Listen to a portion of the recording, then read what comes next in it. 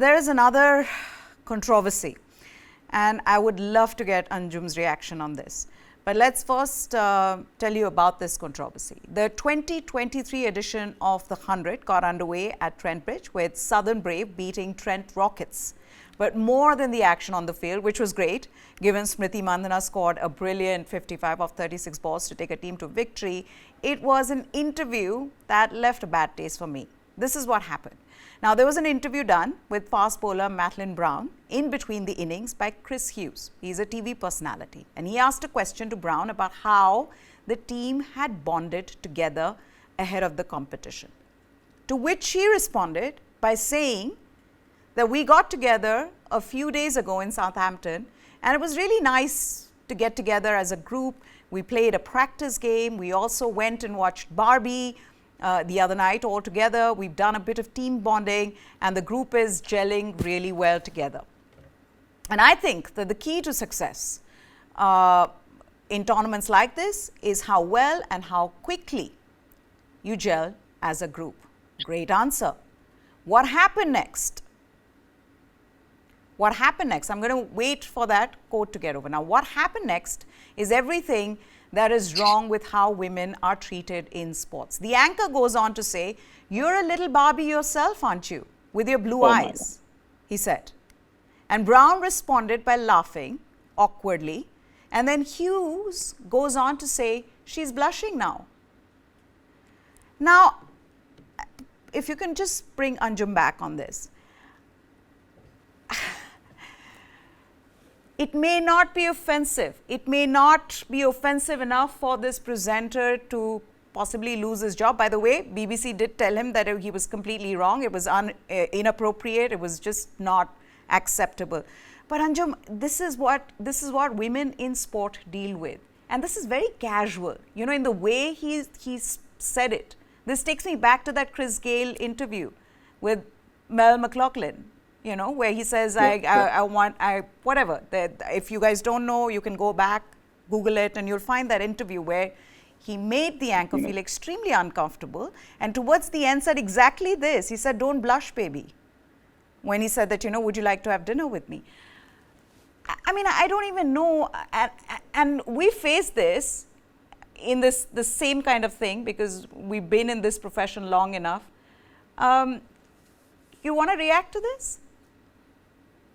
Sadly, when I was watching the highlights, I missed this. But the fact that, presenters, I think I will not be in defense to the anchor. I'll just say that the presenter, especially because, you know, maybe in that humor, and they've been asked to keep the humor absolutely light, and between an English humor, Australian humor, and everything can be said, which is probably not taken that seriously, but the kind of following about the game and the development of the women's game has come, I think, slowly and steadily. It's become very clear as to stay clear of certain expressions and how you want to be perceiving things, especially for the audience. So yeah, in that matter, I do feel that the choice of words could have been slightly more different, even if it's a very friendly comment towards a cricketer.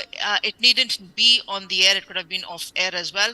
But I do feel that, yeah, if the player Brown was uncomfortable in answering it, then maybe BBC would have stepped in and said, "Look, we need to calm things down here."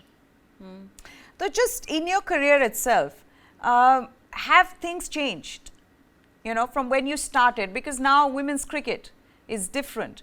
Even women covering cricket, it's very different for them. You see more and more women commentators. When you started, you were possibly the only one, you know, in India. Now there are more and more women. When I started, there were just a handful of us in the press box. So do you now feel like things have changed for the better? I think people have become more aware, Miha, and the fact that they know that there'll be women around in the same room, whether it's covering cricket or being in the media room as well. So they're very aware of the do's and don'ts and cautious about their words, whether they write or whether they speak.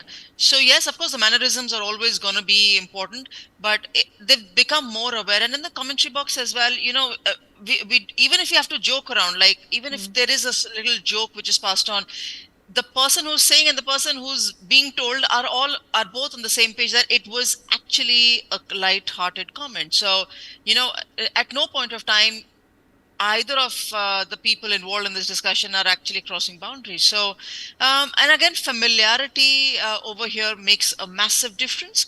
But yes, it's a world. It will still continue. It will go up. It will go down. There's no measure to this that it has stopped or it is stopping or it will continue. There's no measure to this. No, absolutely. And this is also reflective of the society on the whole. It's not just in sports in particular, in cricket, but the society at large. Have you ever been explained anything? I mean, has that ever happened to you? Because it's happened to me, and a lot of times I don't know how to react to it now. Now it hasn't happened. This happened during the start of my career, and I felt like there were men who just thought that it was their birthright, that they understood sports better than us.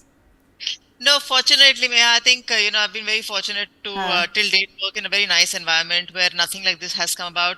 If it has to be explained, probably, I would have actually gone up to them and asked a question, or maybe they would have felt that, they can explain things to me for my good. So, as I said earlier, it's also about who the person is, who you're interacting with, and if it was in my case, I need to be very sure how am I being told and in what respect and what's the feeling behind it. So if it's being told for my betterment, that I'll become a better broadcaster, I would take it in that sense as well. So fortunately, the group has been extremely nice. That's nice. The nice thing is that they've not made you feel out of place.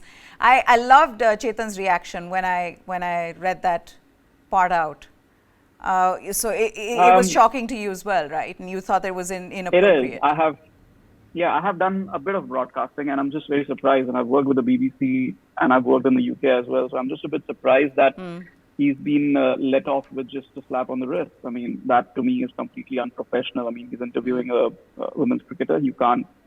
Speaking as a male, I just don't understand how you can say that. And if Chris Gayle was actually axed from the BBL for that comment, how is it any different? Are there different parameters for UK presenters and West Indies cricketers? Because that borders on racism then. So I am actually absolutely gobsmacked.